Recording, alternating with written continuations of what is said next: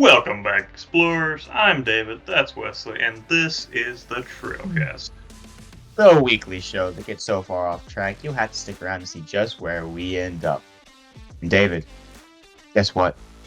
What? Somehow, Palpatine has returned. What? I know it's really crazy. But before we actually get into that, let's dive into a little bit of at least the show that hopefully will answer some questions as to why he's returned. Bad Batch. For those of Yes. you who are a little lost, we are going to be starting off talking about the Bad Batch, and we will be getting to Rise of Skywalker later on in the podcast. If you read the title, I'm over explaining. David, go ahead. Yeah, so, another episode of The Bad Batch came out. As you know, last week we talked about the first three that had come out, uh, all for the first launch day, but sadly we only got one more episode this week. I honestly was kind of sad that we only got one with the way that it ended. But before we get to that, David, what was your overview of this episode? I liked it. Um, like I said last week, I kind of wish they would have taken the um Omega Crosshair thing, like just them together, just a little bit longer. But Hmm. I, I didn't mind. I didn't mind it, and I did like that. Even though this episode was kind of a filler episode, like nothing really for the overall plot. The only thing that actually happened was, uh, the group's back together again. Yeah. But for as far as the overall plot, not really much happened. But I thought it was a really good episode. Yeah, and you mentioned about Omega and Crosshair dynamic and how you'd have liked to see them a little bit longer. Um, Obviously, we're not going to get specifically that within it just being them, like we saw in this episode. I love this episode because of that dynamic and Mm, a lot of it being. I was talking to Sarah about it. I was like, this episode really shows how naive Omega is, but also how like stone cold Crosshair is, and they're both trying to start meeting in the middle. Like Crosshair is getting a little bit like he was willing to go along with Omega's plans throughout this whole entire episode. And by the end of it, Omega was like, "Well, hey, my plan hasn't worked out so far. So Crosshair, I'm gonna lean towards you. I'm gonna lean on what you know how to do." And so it's like it's a little bit of a give and take, and it was kind of nice to see how they're starting to show how both of them are starting to grow throughout this series. Um, but I will say within that, we probably will see more of their dynamic, and I do like the way that they interact with each other. Um, And also it really is starting to set up a Crosshair is gonna sacrifice himself for Omega moment. Like, this is all setting that up. I just yeah, feel like it is. But it's really sweet kind of in a way. Like, obviously, we know how much Hunter loves Omega and how much Wrecker loves Omega. I mean, we saw that at the end, which we need to get to that at a little ways down the road. Um, but we see that there. Crosshair is colder. So he's starting to come around. But being that that Hunter and Wrecker don't quite trust Crosshair yet because they haven't seen everything that we've seen of him so far.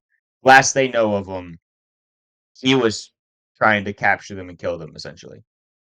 So they still have to come around to him. So Omega is going to be that bridge, which means that we're still going to get those moments, even though it's not just going to be Crosshair and Omega. So I am looking forward to seeing the rest of that. But yeah, all in all, I really like this episode. It really like the dynamic was really good. It was really entertaining. Sure, it was a filler episode of sorts. Um, but the good thing about these filler episodes is that while the whole of it may not be important, it leads somewhere, which doesn't quite make it a filler episode, but, we both understand what we're saying within this. Hopefully, we're portraying what we're saying with this well enough so people don't take this out of context. Um, but it's one of those things where, like, they had a point, and it's a lot better than just a Sid mission, you know? I mean, anything's better than a Sid Yeah. mission, but, you know, um but yeah, I thought the overall of the episode was really well done. I do have a question for you because I was watching a breakdown earlier today, and I hadn't thought about this when I was watching the episode, but I'm glad someone else did, so I can bring this up. All those animals, right? So in the middle of the episode, or throughout the episode, the Bertha, what's her name? The animal, Big Bertha. Um, Uh, yeah. I don't know. the Hound, right? Yeah. He gets taken, and she's taken to this facility where a bunch of other creatures are being stored and imprisoned and gonna be shipped off for things. So we saw in episode 2 that Hemlock, I think is his name. Does that sound right? Yes, I think that's correct. Okay. Maybe fact check on that on me while I'm muttering on over here. But Hemlock uh did experiments on that first world that we saw with creatures. And later on, or we know that the Emperor has experimented with cloning or just in general experiments with creatures. So, what do you think those were for? Because obviously, those creatures being captive there was a lot more than just a pet policy on the planet. What do you think that those animals were being kept there for?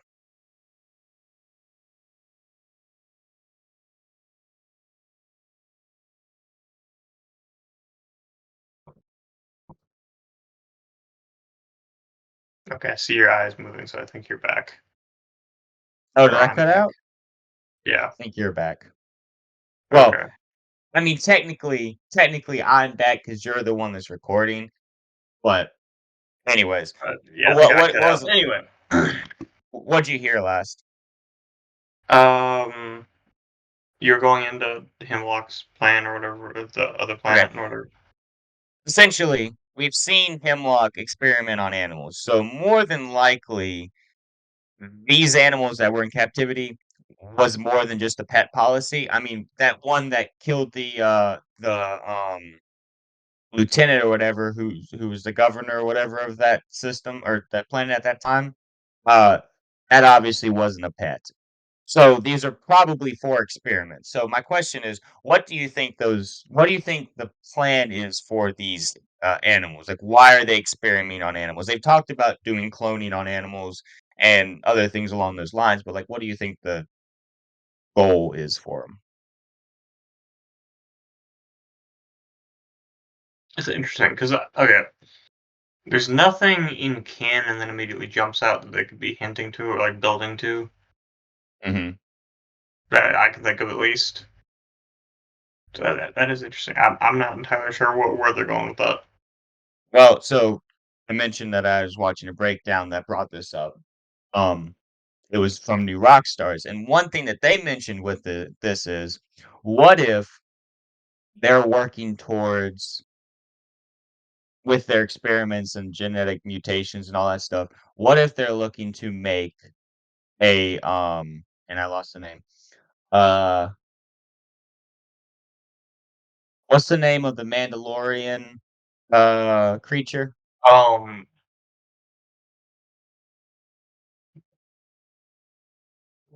Pterosaur? Wait, no. Hold up. Mythosaur. Mythosaur. What if they're going towards, I don't know necessarily what their end goal would be with making that, but that was one of their theories that they pitched, being that, you know, a lot of Project Necromancer was mentioned in The Mandalorian, and that's obviously a creature that we saw in The Mandalorian season 3. Um, Also, the Empire bombed uh Mandalorian homeworld, so it's like, you know, but like you said, whether this is the case or not, there aren't really many instances that you think of that um within Star Wars that are like, hey, this automatically jumps out to me. Like, obviously, all of this is very closely leading up to, or obviously is leading up to, and closely related to Palpatine returning in Rise of Skywalker. But the animal side of things, it doesn't really make sense right off the bat. So I am curious to see where all that stuff goes, or if it goes anywhere. I mean, Star Wars has I mean, left many loose strings. honestly, it could just be they were using the animals to, yeah, basically cloning Yes. animals before they started cloning people. But Um. so I don't know if Now, they are going somewhere with this, but you know, we also have to think about this too. And I looked it up because I couldn't remember where I had a name in mind, but I couldn't think of what it was. But think back to the Clone Wars with the Zilla Beast, right? Do we mhm. really know what that was for in the grand scheme of things? That was another one of Palpatine's projects that uh got loose and did some stuff.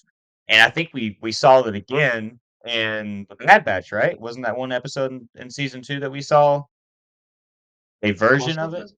Was it this Beast? Or did we see it even though maybe the one that went on a rampage wasn't the Zilla Beast? Didn't we see something like that? I think I know so. we saw it I know we saw it in Clone Wars, so it is something Yeah. that we and but even besides that, if it wasn't the Zilla Beast that we saw in Bad Batch, we did see another creature, obviously. So there are experiments going on with animals. Palpatine is having funded and within all this, aside from Project Necromancer, and I think Nala say or Hemlock mention it in one of the first couple episodes here. They mentioned something about the animal side of things too. So obviously, we don't really have anywhere to go with this because neither one of us can really think of anything. But for the 5, 6 people who are listening to this, probably about 2 of you are Star Wars fans. If you have any, idea or comments or thoughts, comment them down below, or Robert, just talk to David about it. I don't care. Um, I mean, that's basically our audience that listens to this. So, anyways, if you have any thoughts, comment down below. Let us know what you think when it comes to, what the why they're experimenting on animals. Um Mhm. That was something that I hadn't thought about when I was watching it, that I was curious to see if you had any thoughts. Oh, yeah. I don't know. I feel like I'm just like brain dead at this point. I know Which is I not don't know good what because it we're not is. because we're not that far into the episode, so it's not good. No, I mean, my head's been hurting this afternoon, so I was hoping that that would go away as I started talking. It's kind of gone away, but, I don't know why it's hurting today, but, yeah, I'm a little brain dead too, David. So, I can only carry about half of I can carry the whole conversation, but eventually halfway through this podcast, I will stop carrying as much as I usually do. I'm gonna need you to do some Yeah. talking. I was making Yeah. shorts earlier this week. I was making shorts earlier this week, and I was like, I need a clip of David talking, and I can't find one, and I'm like 30 minutes into this.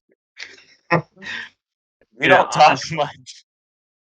Honestly, I feel like we just need to like make AI versions of ourselves to just do the podcast for us. At some point, yes, that will be the case because Which, why not? which, which, speaking of AI, have you ever wondered what it would be like if AI wrote a Star Wars movie? Well, David, if AI wrote a Star Wars movie, it would probably look something like The Rise of Skywalker. Oh yeah, yeah. I forgot. AI already did write one. I mean, Can we just talk about the fact that it seems like Lucasfilm's most recent movies have been written by AI? Watching the movie, and I hope as we talk, the the c circumstances that I'm thinking of come to mind, but watching through the movie, there were so many points that seemed like, "Hey, Star Wars fans, this is a reference for you." Hmm. And, So like okay. and it was so off, and it was so off too. Like, it was like, "Hey, this is a reference," but it's like, you're missing sure, that's a reference, but if you actually knew the context, you'd realize how off you are in making that reference. Mhm. Okay, so here's my biggest problem with the Rise of Skywalker. It was Just made. right off the bat. Well, that, but okay. So they were trying to do damage control from The Last Jedi, and instead of actually making a good movie, they just tried to make it a fan service movie, which Mm, wouldn't have been bad, but they did such a terrible job with the fan service that it basically just to me it makes a mockery of the fan base. yeah. I You might feel this way. I kinda do. I feel like maybe the reason my head hurts today is because I watched The Rise of Skywalker last night, and it rotted my brain out.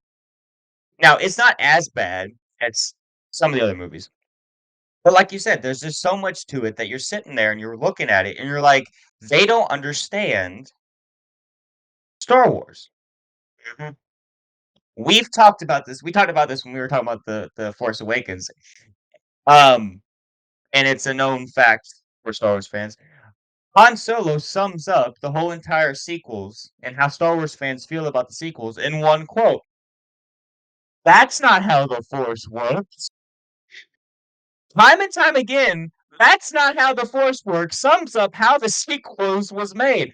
Nobody on the writing staff knew what they were doing when they made Star Wars. Oh, sorry, sequels.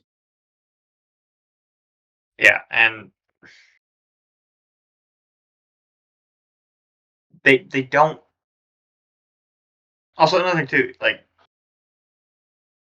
they really, really rushed that storyline.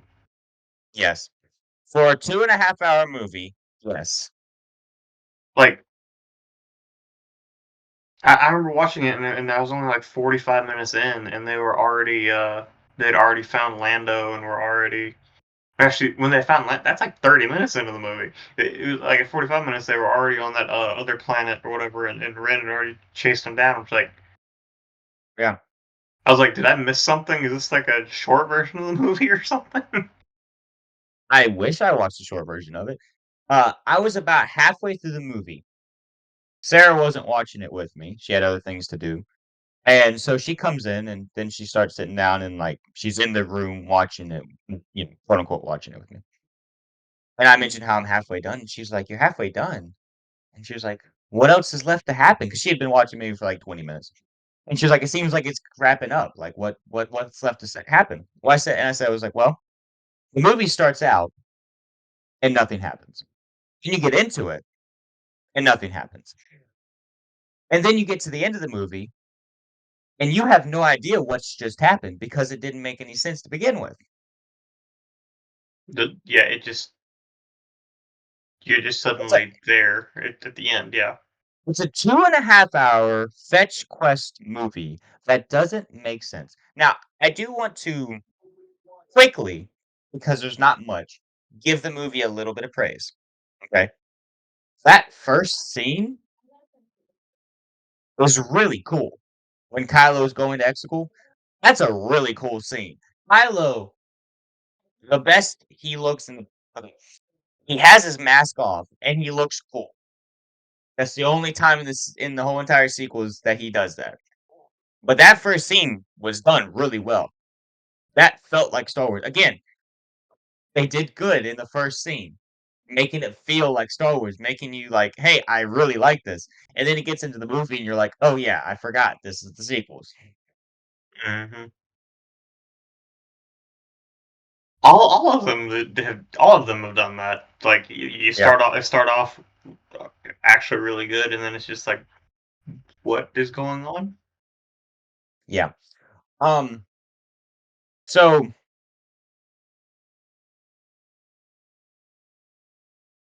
to get into it a little bit, the movie starts off and Ray, after the first scene where Kylo goes to Exegol, instead of killing the Emperor right then and there, which is kind of seemingly what he was saying his plan was.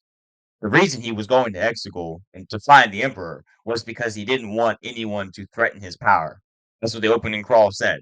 So why he didn't just kill the Emperor right then and there doesn't really make sense. Sure, the Emperor wouldn't have let him kill him, but then we see the Emperor just crumple at the end for no reason. We'll get to that. But anyways, so that doesn't really make sense because his whole entire reasoning for finding Exegol is to kill the Emperor. Am I just not understanding the context, or is that legitimately what the whole entire point was? Uh, I don't know if it's specifically he was looking for the Emperor, but he was looking for the power or whatever that was out there. I think he knew there was a powerful Sith out there, but I don't know if he knew specifically that it was the Emperor. Yeah, but I mean, the opening crawl says Yeah, that he but is looking to destroy it so that there's no more threat to his power. Like, yeah, yeah, that's essentially. you're right on that. Yeah. Now, I will say the Emperor does offer him a fleet, but as stated at the end of the movie, when Palpatine is trying to egg on Rey, he says, "You kill me, you strike me down, you become the leader of all this." So if Kylo kills the Emperor, then Kylo, aka, becomes the new supreme leader, or he's already supreme leader, but he becomes the new emperor of the final order, which is this last fleet. It's so corny too. Oh, Yes, this whole movie's corny. It's in all the worst ways. Yeah. also Um. So yeah, I thought it was cool looking. That doesn't make sense. also the fact that Kylo can't do anything right in this movie. The Emperor tells him that the fleet is going to be his if he kills the girl, which we learn later that that wasn't actually the Emperor's plan. And it actually wasn't Kylo's plan.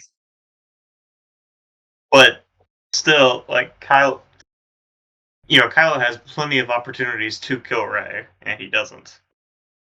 Yeah. Well, because it wasn't his plan to kill Rey. It was his plan for him and Rey to go back and kill the Emperor when he Mhm. had every opportunity to when he was on exit for the first time. And like I said, the Emperor didn't even want him to kill Rey. So why did he? And knowing the Emperor's like foresight or whatever, he would have seen everything that happened. Yeah, okay, that's another thing that I was thinking about Like it's not like along the lines. it's not like in Return of the Jedi when Vader betrayed him because he didn't see that coming because it was Vader, Oh, but there wasn't a moment like that in this, so he should have seen all this coming. no. See, that was one thought that I had when watching the ending of it was the Emperor is a tactical genius, right? We've seen that throughout all of Star Wars.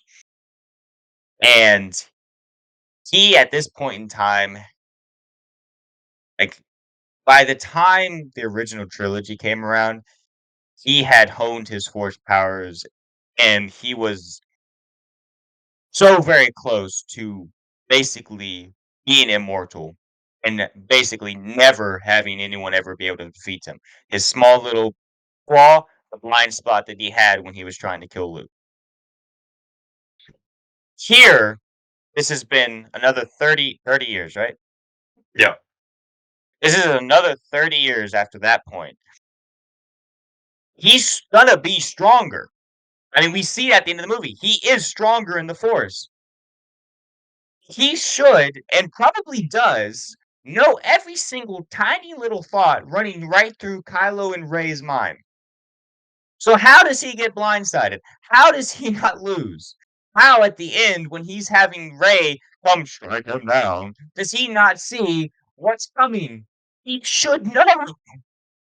Also, the fact of like his plan makes absolutely no sense in this movie. So, okay, why? Okay, so Kylo knew about Exegol and the power there because the Emperor wanted him to, because he wanted Kylo to come find him. Why did he need Kylo and why did he need Rey when he already has this massive fleet with planet-destroying weapons? Why did he need to do all of this? So my only thought with it is okay. So have you read or listened or do you know the Darth Bane story? Like, I yeah. know it, but or I kind of know it in passing. I don't really like know it. Okay, so when Darth Bane, obviously established the rule of two, he his apprentice, he had trained up, and it was time for her to overthrow him, right? Well, before that, he had been studying, I don't know what the ability is called, but studying the ability to like essentially if you try to kill me, when you're killing me, I take my force essence or whatever and force you out of your body and I take over your body. So if you're not strong enough in the force, I can do that if I'm stronger than you in the force. Kind of like the Mhm. idea of like how Palpatine possessed one of the stormtroopers' bodies after his death. Like he went to one of the stormtroopers, but he couldn't stay there long because the body couldn't uh possess the amount of force ability that he has. But basically, that's kind of the idea. So he goes, and essentially, at the end of the fight, Darth Bane loses, and whatever her name is defeats him and becomes the new Sith Lord. And picks up an apprentice. So my thought is that essentially Sidious was trying to do what Bane. I would like to look up the name of his apprentice. But essentially, he was trying to do what Bane was trying to do at his death. So Palpatine, when Rey kills him, would have gone into Rey's body and then taken over a younger body, but still been himself. Essentially, Mhm. is what was what I feel like is the only logical explanation for his plan. Real quickly, because I'm going to look this up.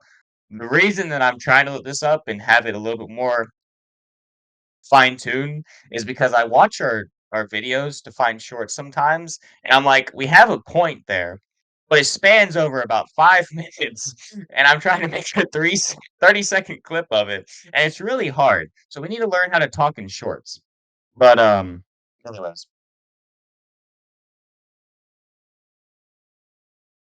Need to Darth learn how to Zana, go Xana. yeah. So We need anyways, to learn how to talk dude, shorts. yeah, it's an interesting saying, but we do. Anyways, so to repeat that, and so Darth Bane tried to possess Darth Zana, I guess, when they had the battle fight. I think, yeah, Palpatine was trying to do the same thing to Rey and possess her after she struck him down because his body was feeble. Also, So can we just talk about the fact that Palpatine says like to strike me down and you'll take my place, and then that's what she does. yeah, but no, she does it out of something other than hatred, and it's okay. Also, the fact that Ray and this is something I've been I talked about or I mentioned on the podcast a long time ago that I'm bringing back now because we're done. We're watching the movies, but Ray is on the dark side. Like all of the force powers she shows are dark side powers. The force lightning, the force healing. Those are the two big ones. But like, and the fact that she's the granddaughter of Palpatine, but like, she is. Jedi Jedi mind tricks. And I'm not Number one, an obvious dark side user. I mean, I'm sorry, I'm making fun of you, but you're right. But yeah, the the whole reason why Anakin turned to the dark side was to find that kind of force powers. The power to save people, from dying, to heal people. And Ray does it because Snake's Reasons. dying. Reasons. Yes.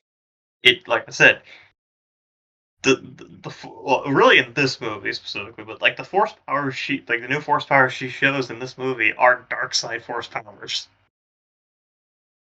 And here's the thing. You're right. Here's the thing. I was watching this movie and I was like, I like Daisy Ridley. I like the idea that they had going when they created the character of Ray. And so I was like, I really want to root for this character throughout this episode. It didn't take long for me to be like, what is going on here? It didn't take long. But let's talk about the fact of how much training has she really got? Now, it's established in this movie, and I'm okay with this, despite the fact that they just pulled this out of thin air and made it so. But it's established in this movie that Leia trained as a Jedi under Luke.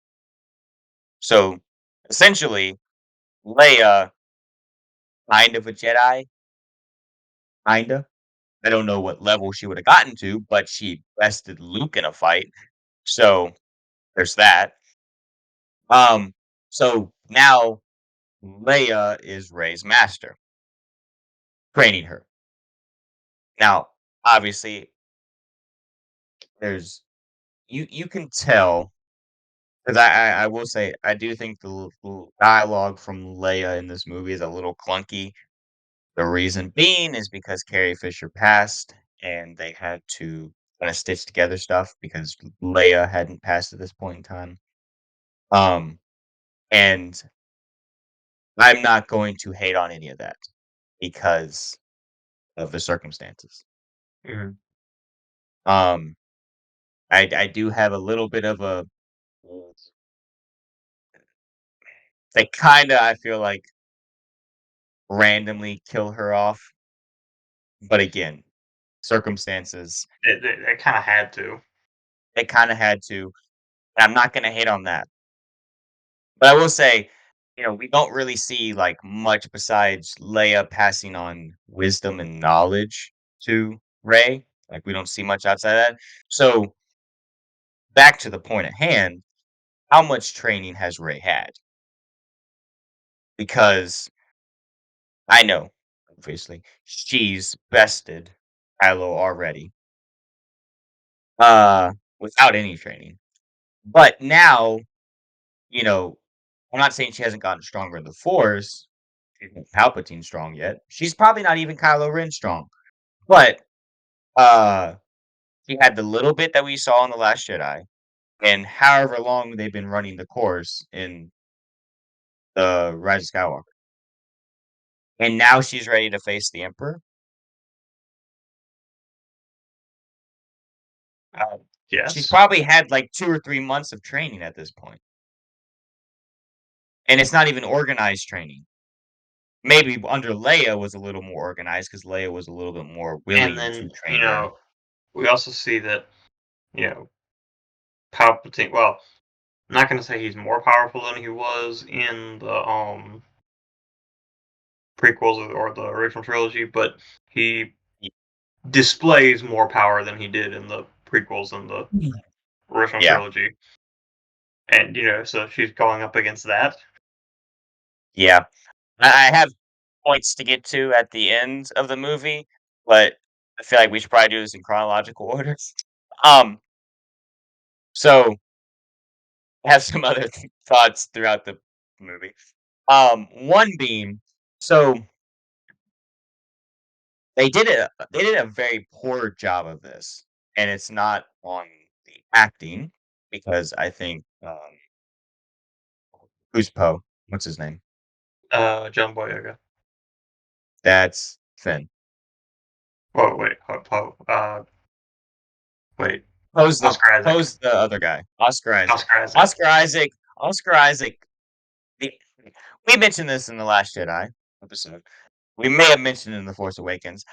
I think the acting in these movies is good. The Hmm. actors did a great job. They were fed not even horrible lines.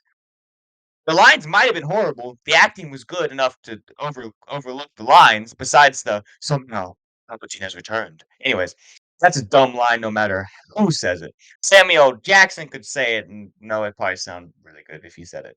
Anyways, uh, if you're unaware, we've talked about in the podcast. There are a few actors who can say lines no matter how bad they are, and they will still make them sound good. And Samuel L. Jackson is one of them. Liam But I thought, Neeson, yeah, Morgan I Freeman. put Ian McDermott in there too because I think he had a whole lot of cheesy lines in the prequels, and he just Yeah. Oh yeah. eloquently said them.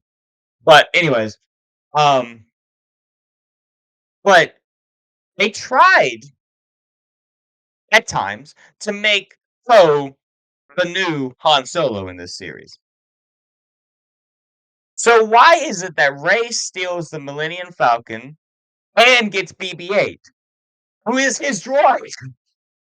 You get the Also, how does Poe end up with R2D2? I was wondering that during that final fight there. they How does they don't know what they were doing. Like here's my thought on this. So I understand they were trying in The Force Awakens to do the father-daughter relationship between Han and Rey, and I'm okay with that. I'm honestly okay with Rey being the new owner, passed down from Han Solo, uh, for the Millennium Falcon, her and Chewie. I'm fine with that. No problems whatsoever. My problem is when Rey thinks she knows more about flying than Poe, who is the best pilot probably in the galaxy, but definitely in the Resistance. When they get back from the drop mission where they're getting the intel, right? She's fussing at him for the Falcon's condition. One, it's already a hunk of junk. I love it. It's a hunk of junk though. Um, but they're bickering back and forth. So it's fun. It's a fun scene because I like the chemistry that they have. It's like, don't talk to him about piloting. He was piloting in his diaper when you were on Jakku getting sand in yours. I mean, he knows more about starships than you do. I mean, okay, you might have a knowledge of it, but he's piloted them longer. Like, I'm sorry, but there's no comparison here. Just yeah, because you beat Kylo Ren in a fight when the first time you picked up a lightsaber doesn't mean the first time you pick up a ship you know more than Poe. but it's like we're talking about this in the Force Awakens. How does Rey even know how to fly? Yeah, and I mean, I told you, like, I was like, I think yeah, no, I read the novelization, and in that, they mentioned that she snuck aboard ships and, like, got a feel for him. So, like, okay with that. But But again, we I talked. I talked I about could have how watched I Right. I talked about how like the past few Lucasfilm movies have been like they've been written by AI, and that was the exact same thing. That was from the Dial of Destiny with the kid and the fruit. He learned how to fly a Yeah, plane just from fruit. I'm gonna It's the get to that in a same second exact thing. because there's comparisons. Um, but to stay on topic, um, I could watch every YouTube video in the world on cars. I guarantee you, I don't know more than a mechanic who's been, doing the job for 50 years. So how does Ray know more about, starfighters, ships, than Poe? That's all I gotta say.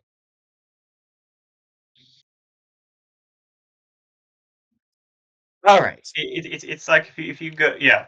Actually, I think a better comparison would be like if you watch all the videos in the world about driving, you're not going to be a better driver than Dale Earnhardt Jr.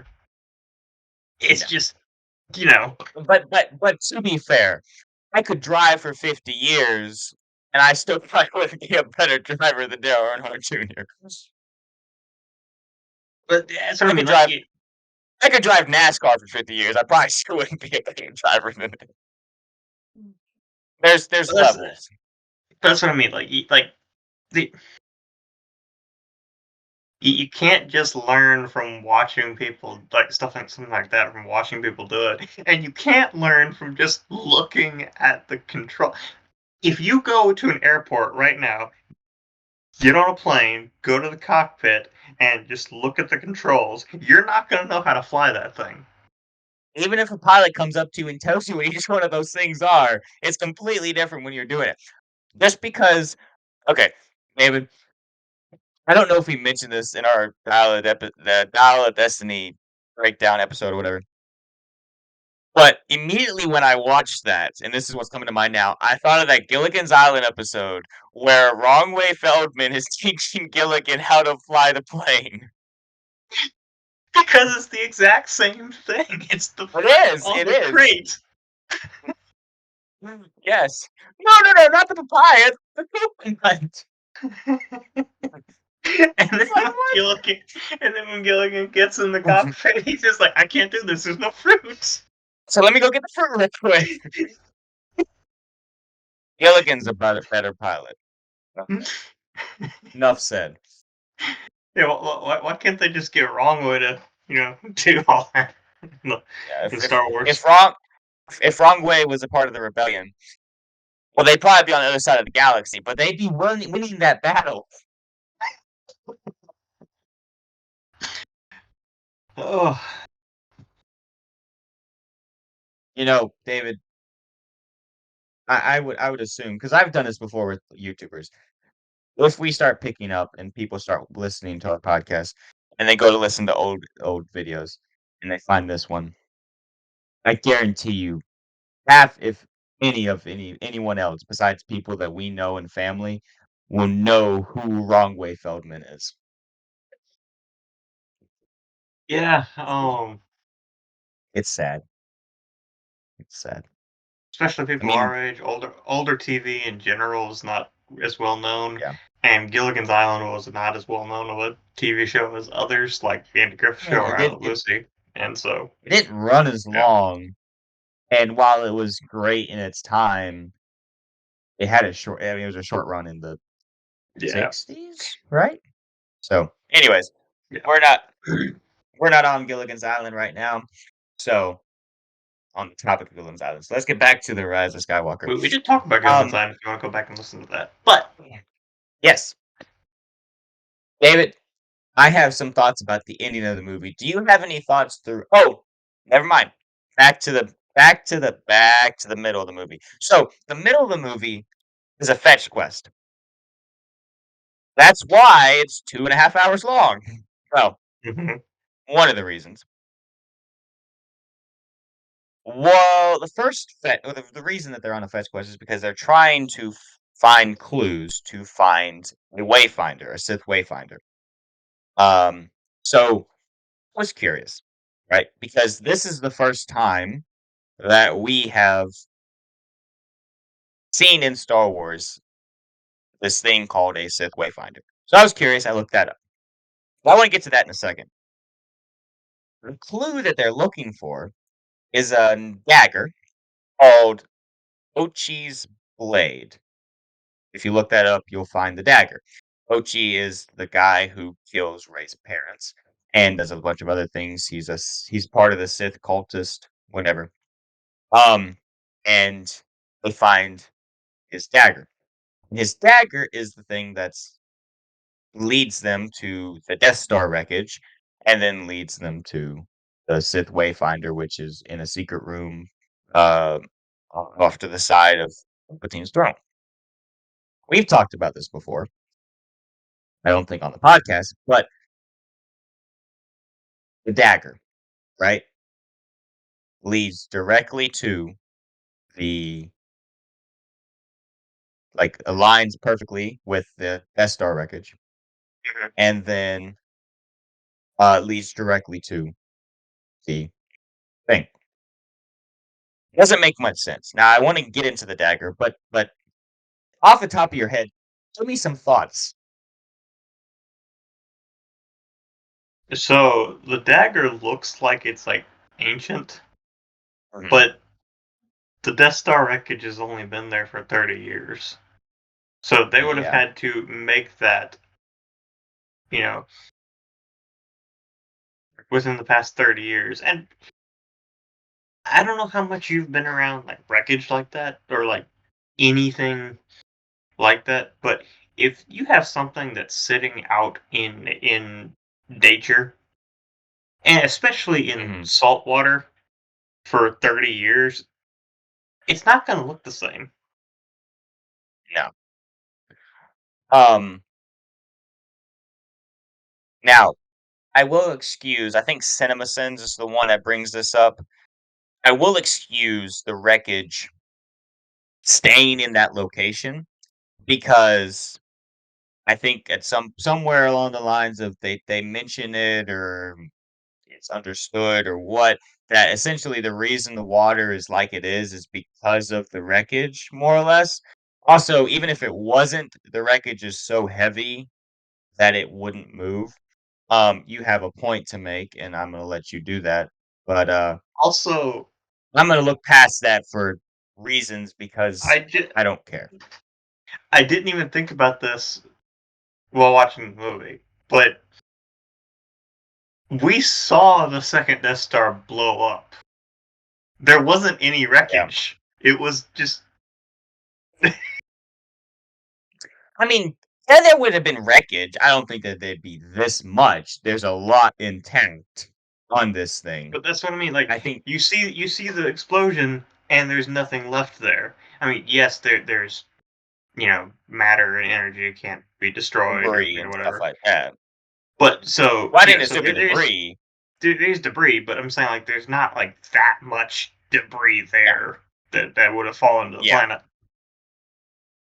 But looking at past all that, we're gonna do that. Um, Star Wars doesn't make sense anyways.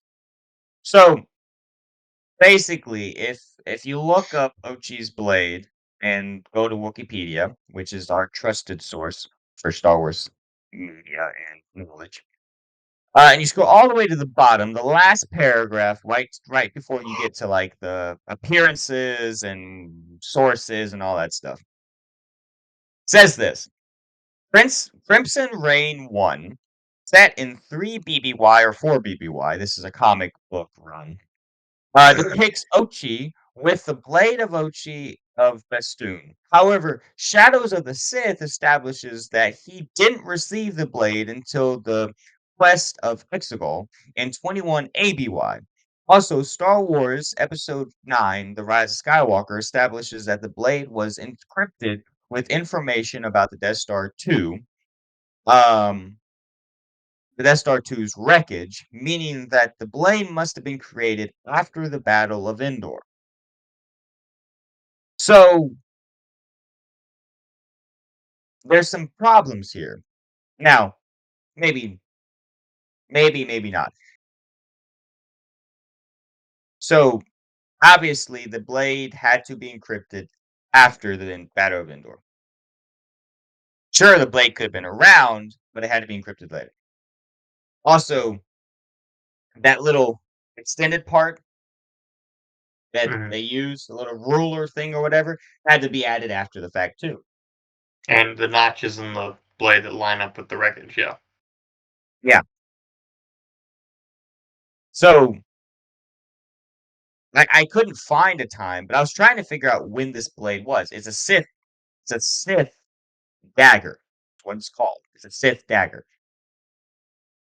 And obviously, if Uchi's supposed to be in this comic run, this takes place. I do apologize. It says 3 ABY and 4 ABY. I don't know if I said ABY or BBY, but I think you said BBY, but still ABY would be before the it's, Battle of it's Endor. still before Endor. It's still before the Battle of Endor, but it's a little closer set. Um, but anyways, he has the dagger at this point. But then somewhere along the lines, he or someone else decides to use this dagger and write down the coordinates for the Death Star, right? Uh, and then make this little protractor thingy, I don't know, that lines up perfectly With the with throne the room. wreckage of the Death Star, huh? And points to the throne room. And points to the throne room. And obviously, we're looking past the fact of corrosion and just we're looking past a bunch of things. And that's what they use to find this wayfinder.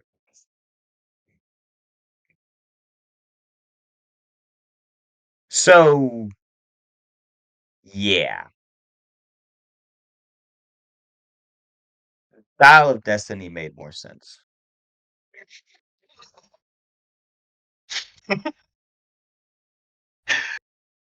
Honestly, though, it did. Yeah. Dial of Destiny was a better movie. Which is saying a lot Yeah, yeah. because the Battle of Destiny was a terrible I movie.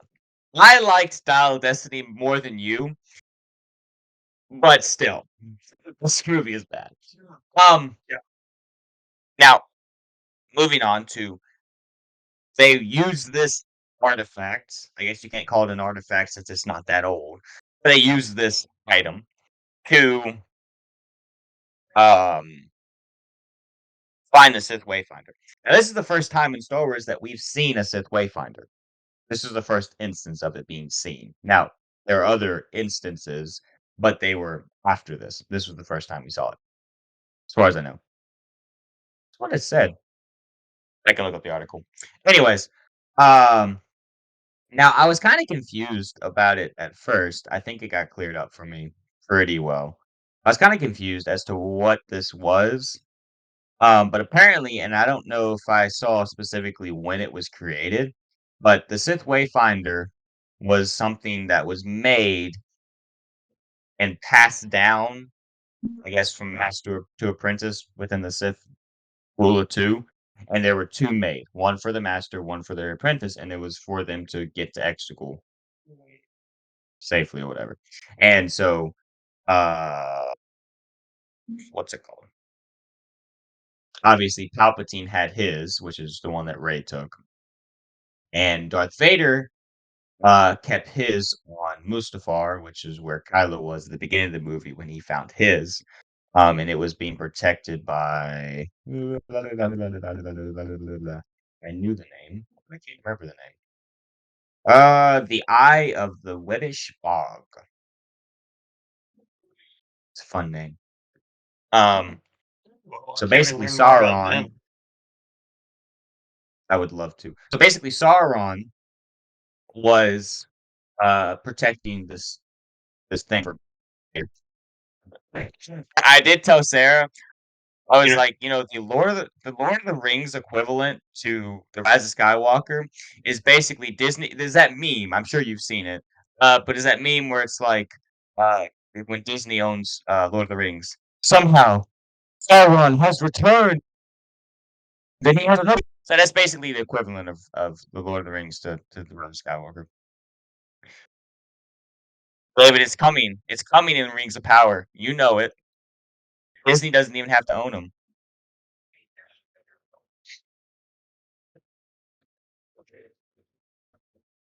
I know the lore. You know the lore. The real lore doesn't matter. I was like, I don't know what happened. I'm blocking it out. Yes, yes. I kind of wish well, it'd be harder for Lord of the Rings to be have it done, but I kind of feel like Star Wars had its own consistent lore. And Disney said, "Nah, we're good." So you know, people do as they wish and get hated for it. But anyways, this Wayfinder leads them to Exegol, which I guess is kind of cool. It's apparently technologically uh derived from the holocrons, because I mean, you look at the Mm. holocrons and it's like they look very similar. At first, I wasn't thinking about it, and he picked it up in the movie, and I was like, "Oh, holocron," and then it didn't do what holocrons do, and I was like, "Huh?" And I looked it up. I was like, "Oh, it's away from there. Okay, cool." Sounds like Moana over here. Wavefinder. Who did you watch Moana? Do you even know what I'm talking about? Wait, that's the You've one had with to at least. the. That's the one with where the Rock plays Yes, the yes, demigod with the fish hook, and then there's the chicken. yeah. Yeah. Hey, hey. Um, yeah. Good job there. Um, so anyways, uh, but apparently it's like technologically very close, not close, but like derived from the holocron. And instead of having three sides like a holocron, it has four sides. I don't know what the significance of that is or why it matters. Maybe just to distinguish them. But anyways, Exegol, kind of a cool planet. Didn't we already have an established like canon Sith homeworld? Korriban. Yeah. Yep, the ancient Sith homeworld. So I don't really know. Korriban is the ancient Sith homeworld. I don't care. Exegol can be like the stepmom's house. I don't know. But so Okay. I honestly don't know enough about Exegol to know if it's supposed to take over Korriban. Korriban's a lot cooler for sure.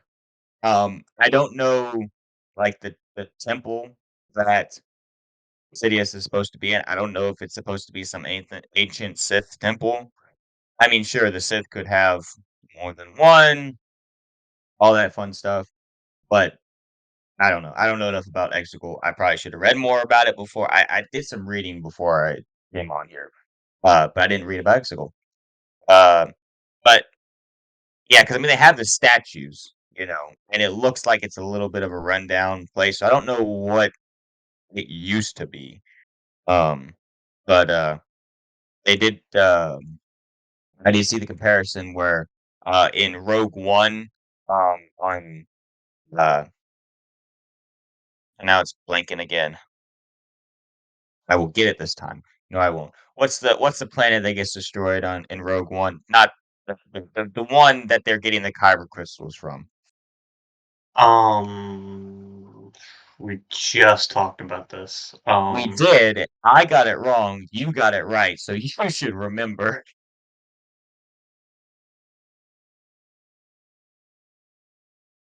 Jakku is all that's coming to mind right now, and Braca? that's obviously not No, right. that's from No. no, Braca's from Fallen Order. No. Yeah. Crap.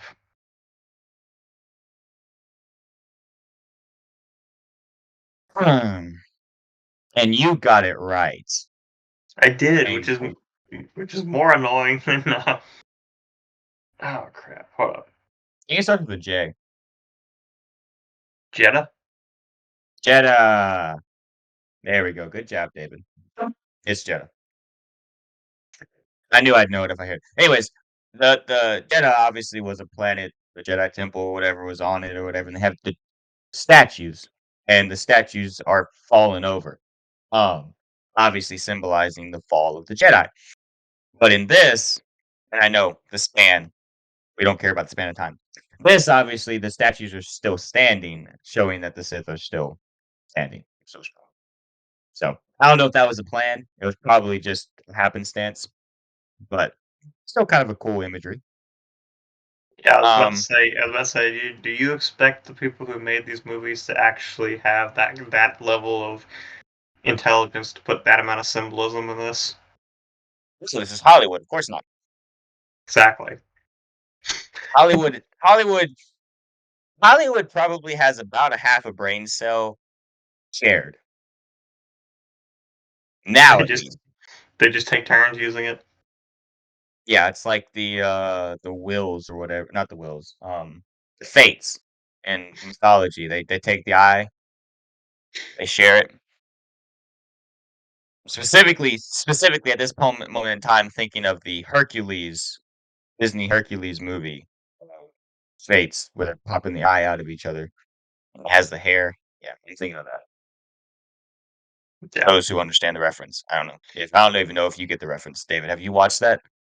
Yeah, it's been a while since I've seen Hercules, but yeah, I know what you're talking about. Okay. Okay. Okay. So getting on to the last fight, we've been rambling on for a while. I've been rambling on for a while. Uh, you haven't stopped me, so that's on you.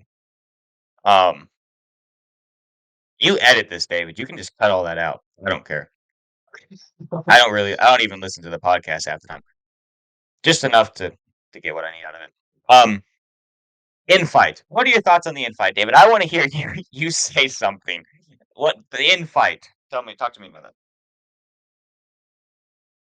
uh, All right, well it, that's it enough of was that. So, it was very anticlimactic, like very anticlimactic, and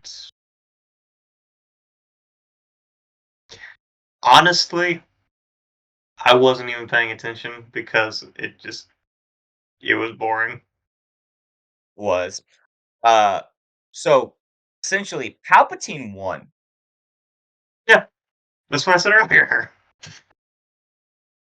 I told Sarah, I said, I need to see the rendition of this movie where Palpatine doesn't die because that would make more sense.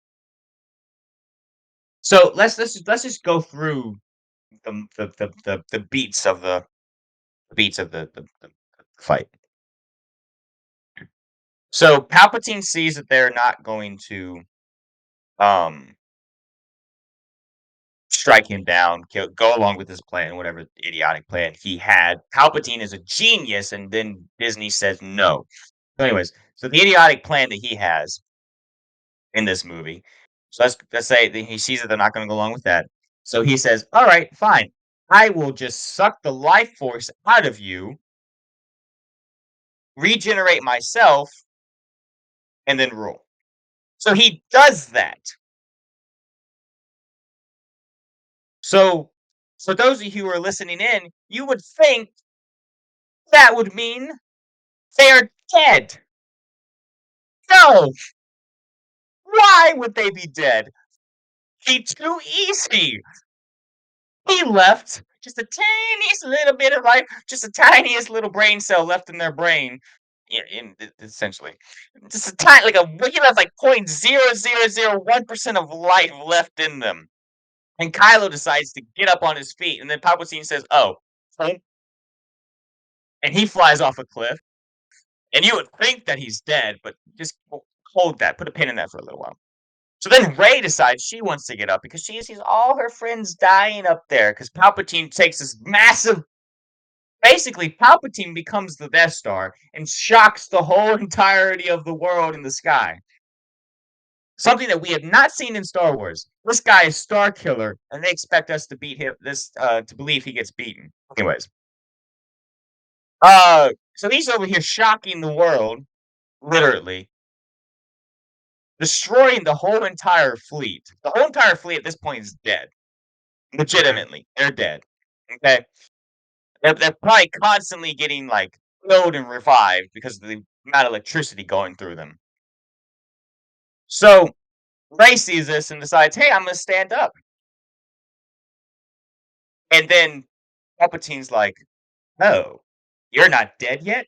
I guess I left a little too much life in you." And instead of sucking it up, he decides to I mean, obviously it's his trademark. He force lightnings her. Well, she blocked it Which with one lightsaber. which I do wanna point out here too.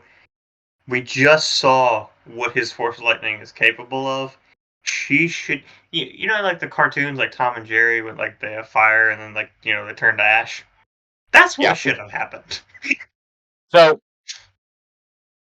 to get off That's track what just should have happened to slightly. Ray. To get off track just slightly. After the Knights of the Old Republic video game, there was a comic or book made about Revan and what he does after the fact. So he gets captured and imprisoned in the Sith Empire in the deep space, yada yada yada. So Bastila doesn't go. Um, crap, I can't remember the other Jedi. There's another Jedi, and then there's a Sith that she stumbles across that they try and help and get Revan out of prison. So Revan has been in prison in confined space for months, right? Mhm. Well, they find him, they break him out, and apparently there's some like bombardment or something's going on where like all the Sith are infighting. So there's all that chaos going on.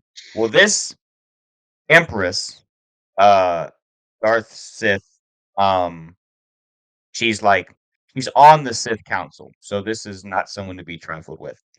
Comes running down the stairs. They have just given Revan back his mask, so he's starting to remember who he is, essentially. Mhm. She comes down the stairs, stops the Sith who's betrayed the Sith Empire and this Jedi, stops them, is about to kill them, and then all of a sudden gets evaporated because Revan walks out of the cell and shocks her with his lightning, and it's so strong and so powerful that she just evaporates. I say all that to say that's what's crazy. Again, The we lightsaber shouldn't saw have done anything. we saw what Palpatine's lightning can do. There shouldn't have been any. There should not have been a Ray left. David, you know what's better than one lightsaber? Two lightsabers. And all of a sudden, that's too much for Palpatine. He can't wait. He can get her when she's and somehow she's able to hold that. Not to mention that the technique of this is very complicated and hard and yada yada yada. She blocks his lightning. Oh, and then now she gets another lightsaber. Ah, and then and then and then she evaporates him. She places down the Uno reverse card. She evaporates him, and now he's gone. And like you And said, now she's the emperor because should that's be. that's Yeah. that's exactly what he said was going to happen. Now, So I will say this. They tried to explain themselves by saying that she was all the Sith, which you were talking about the parallels between Disney and AI, yada yada yada. Well, have you watched the pitch meeting for this I could have, but not recently? recently. Okay, so I watched that. 'Cause I love watching those because it just gives you all the Mhm. jokes. But Sarah mentioned this when we were watching this, and then we watched the pitch meeting. She was like, "Hey, I said that." So Palpatine goes, "I am all the Sith," and immediately Sarah goes, "I am Iron Man," and then Rey goes, "I am all the Jedi," And in the pitch meeting, he says that. He says, "Yeah," and Palpatine says that, "I am all the Sith." And then Iron Man says that, "I am Iron Man." And he snaps his fingers. And it's like parallels. It's crazy. It's dumb. Well, you're also comparing like a actually like really good movie to whatever this is. Yeah, I mean, but it seems like it's kind of like one of those things where it's like, don't like, hey, you can copy my paper, but do it differently. And this was how they did it differently. Um, but anyways, so then he gets evaporated, and you know how I said stick a pin and Kylo getting thrown off a cliff, the fog. Now, sure, it was foggy, so we couldn't see how far down it is. But that boy is double dead. He got his life juice sucked out of him, and now he fell off a cliff. There ain't no way he. And then hand comes up. He's alive. And then and then after Rey killed Palpatine and became the new Sith Lord, she drains the rest of his life force. Actually, no. And here's actually why she may not be the new Sith Lord. She dies. So Kylo Ren heartbroken because this girl that he's loved throughout this whole entire series. Yeah, you missed that part? Yeah, we did too. Anyways, this girl he's loved throughout this whole entire series is dead. And he goes, "Oh no. Wait a minute. He she saved me earlier. She transferred her force life to me and healed up my stab wound when she tried to kill me." Loving relationship. Anyways. Maybe I can do the same. So he figures out how to do it instantaneously and just passes his force power to her. And they're both over here giggling and laughing at Anakin. They're like, "This kid couldn't figure this out." Anyways, and so they're passing it. Oh, So they're continue. Sorry. they're they're passing this on, and then she wakes up and they're sitting there. Oh. Then they make out. And then he dies. And what you would expect to happen would be they'd start passing it back and forth, back and forth, back and forth for days. It didn't actually happen because he turns into a force ghost, which I thought was a sacred thing, which would have been something that would should have been doesn't have that's one of those moments that I was like, they put this in here for Star Wars fans, but they don't understand the context. It's not something that all Force users have happen to them. The reason that Obi-Wan and Yoda did it was because they knew this is not something that Kylo would have known how to do just because he was on the light side. I'm okay with Leia doing it because she's had training, and I would assume that that would have been something that would have been a part of her training. Also, it's a respect thing, right? You respect the actress. She passed away. I'm okay with that. Now, I don't understand why she didn't disappear when she actually died. She had to wait for Ben to die before she disappeared. So that didn't make any sense. There's no reason that Ben should have disappeared. They should have been sitting there for about 3 hours, passing the life back and forth. Also, again, Rey actually did die, but when she woke back up, it was actually the Emperor. I would have loved that more. And then the Emperor makes out with Kylo, kills him. And steals the rest of his life force. Exactly. Yeah. It was all part of the plan, and that's what the Rey movie is going to be about. It's going to be about the Emperor taking over the galaxy again. In all honesty, the only reason the Emperor did not okay, he ruled the galaxy, but the only reason the Emperor did not, for like all of eternity, rule the galaxy is because it's written by people who say the good guys have to win no matter what. Because by the time the Rise of Skywalker comes around, like you said, whether or not it's he was more powerful or that he displayed more power, the Emperor, for all intents and purposes, is one of, or he already is, but is one of, if not the most powerful Sith at that point in time, I would say. I know that there's other things to do, but I feel like he like okay, you can say there's other Sith that could do other feats that were more powerful than that. But are you gonna honestly tell me that you don't think the Emperor could have done those things? He didn't need to go and devour a world or drain it of its life force for him to beat the resistance. So he doesn't need to display that power. I honestly think that at this point in time, he should have been unstoppable. Disney is the most unstoppable force currently. Mhm. Um, Not Now, even Palpatine's more one, one, powerful than one thing, them. one thing I thought of earlier in the podcast that I want to mention: what if they had done? What if they'd done something similar to with Ray to like? Okay, so, well, first of all, they would have had to have this plan from the beginning of Ray being Palpatine's granddaughter, And which we they obviously obviously know didn't. that we know that they didn't have a plan, period, coming into this trilogy. Yes. Anyways, So from the beginning, if they had the plan of Ray being Palpatine's granddaughter, what if they had made Ray basically Starkiller? I mean, obviously the story would be different, but I'm talking about like like the powers and stuff. Basically Starkiller, like Force lightning and stuff. A dark side Jedi. yeah,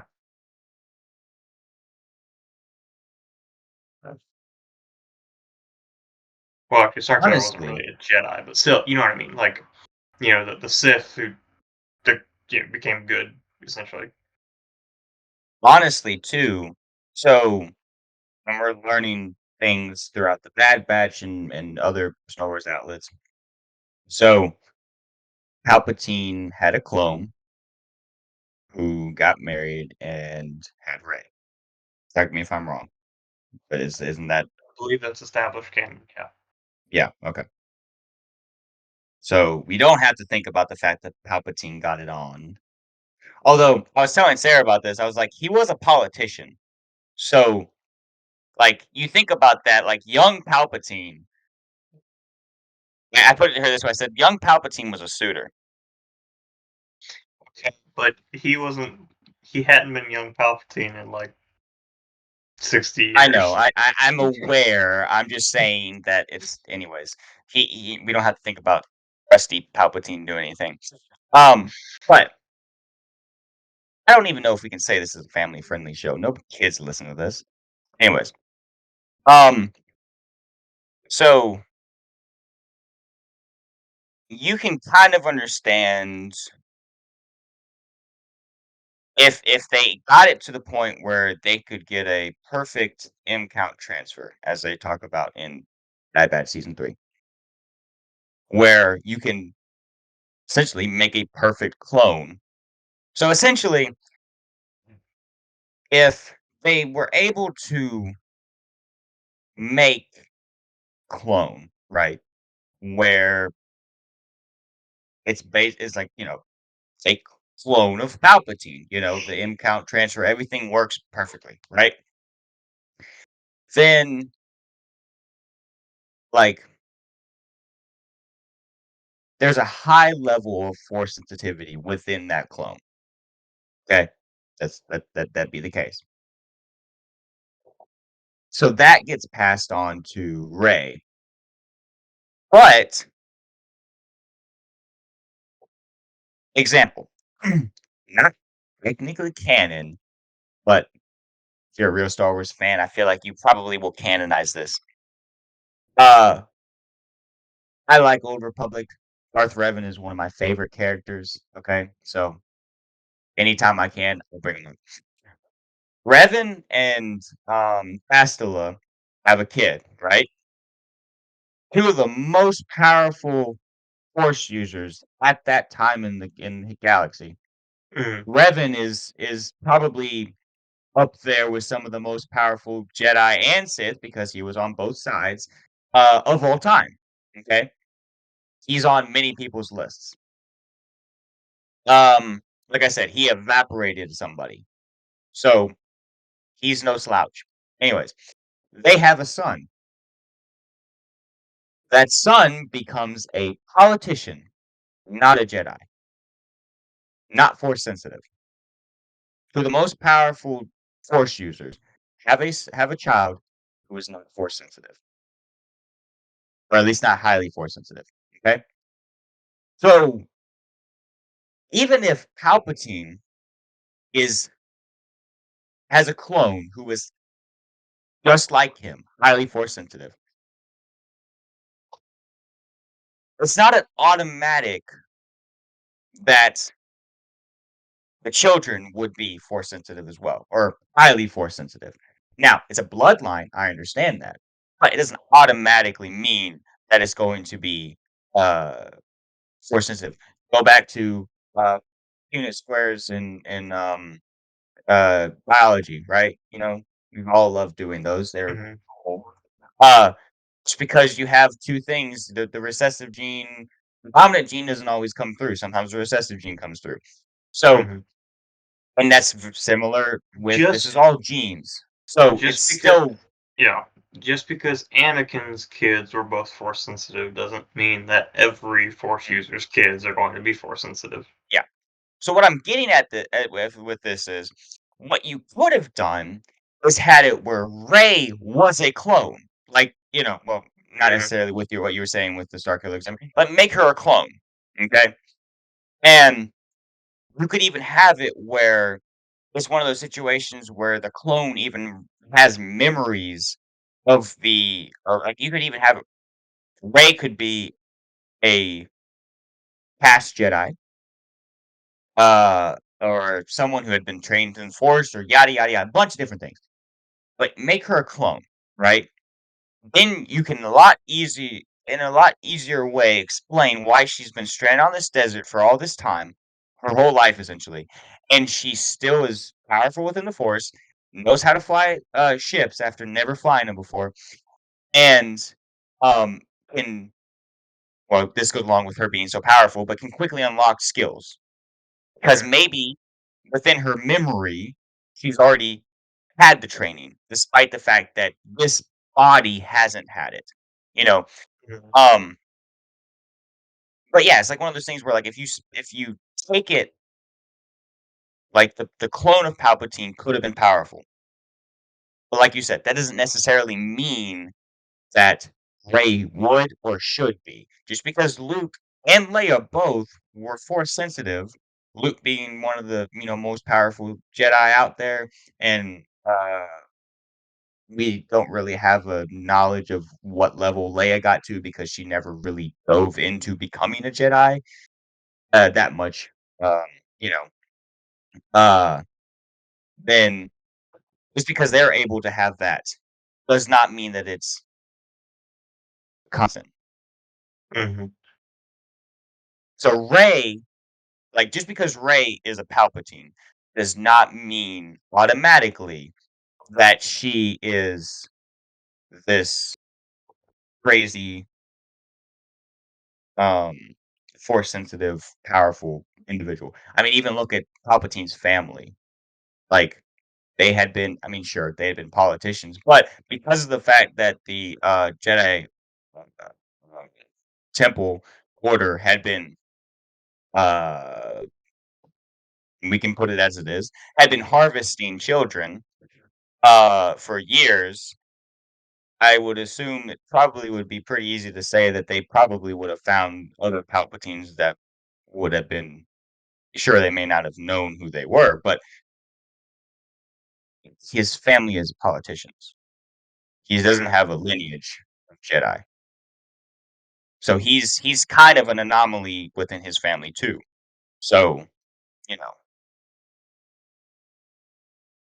Well, and like honestly, I like the fact that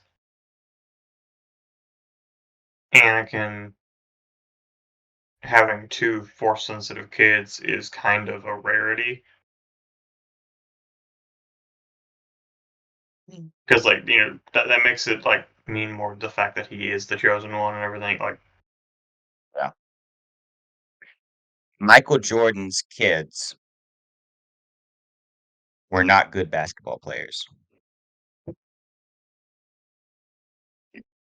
yeah. That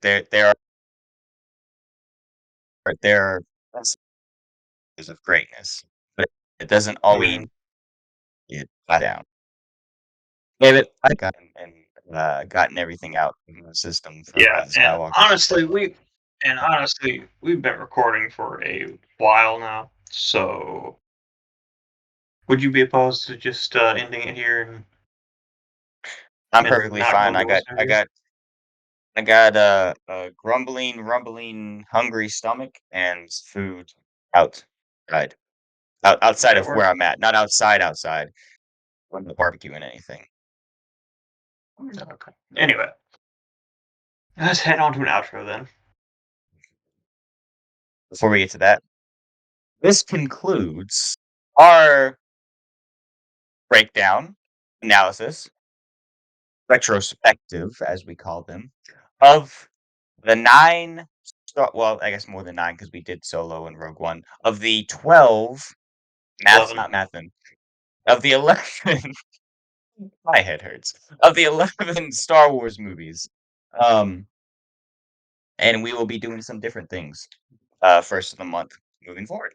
So Which we will be stick around for that. we will also be ranking these soon. Yeah, All 11 Star Wars movies soon.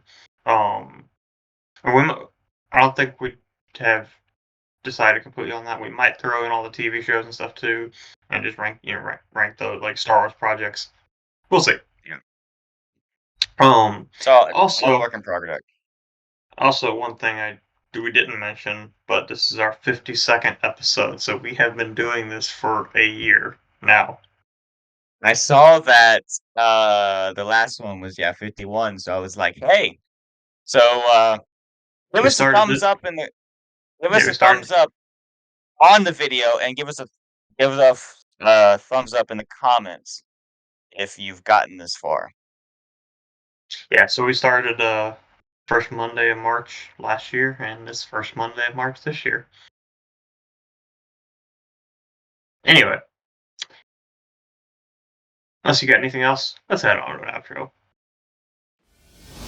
Well, explorers, that's about all the time we have for today. We hope you enjoyed this week's episode. Let us know what you thought in the comments down below, or you can DM us on Instagram down the rabbit trail YT. And as always, be sure to join us next week on Twitch.